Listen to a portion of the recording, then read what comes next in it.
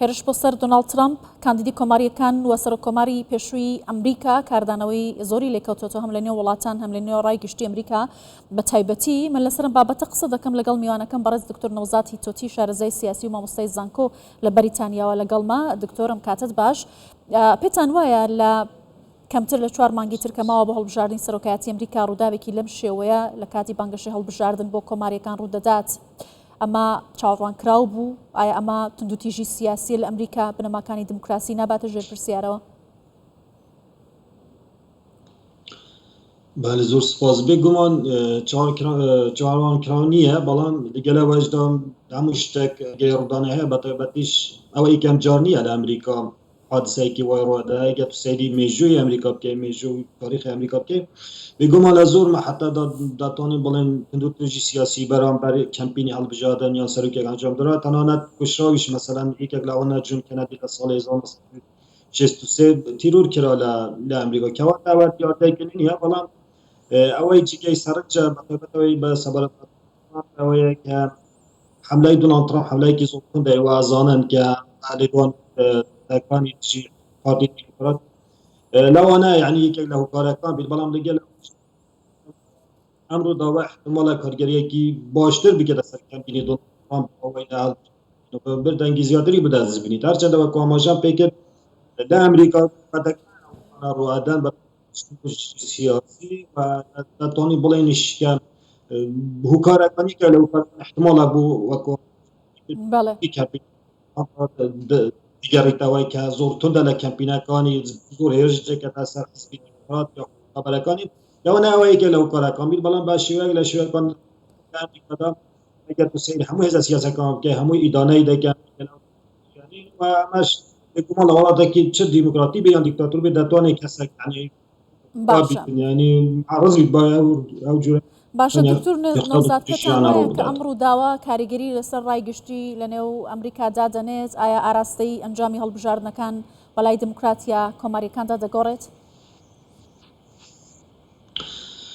هەر لە ئێستا ئەگەر تو سەیری زۆربەی ڕاپرسیەکان بکەیت لە ئەمریکا، زۆربەی ڕاپرسیەکان بەتایبەت لەو وێلاتانەی کە پێڵێن خولەمێشی یاخود ئەو وێلاتانەی کە یەکلا کراون زۆربەی ڕاپرسیەکان لە بەرژەوەندی دۆناڵد ترامپن، بەتایبەت تو سەیری پەنسیلڤانیا بکە،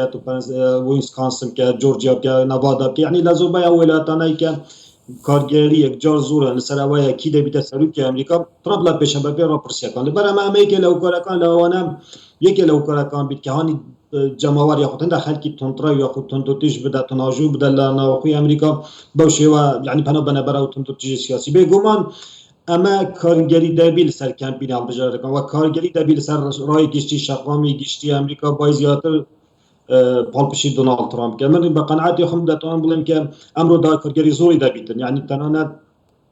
ئەوەی کە دۆناڵد ترامپ دەنگی زیاتری لە کەمپینی هەڵبژاردنەکان یاخود لە پرۆسەی هەڵبژاردن کە بریارە لە 5 نۆڤەمبەری 2024 دەست پێ بکات بەدەست بینیتەوە کارگەرێکی زۆر لەسەر شەقامی سیاسی بەشێکی لە ئەمریکا دەبی ئەگەر تو سەیری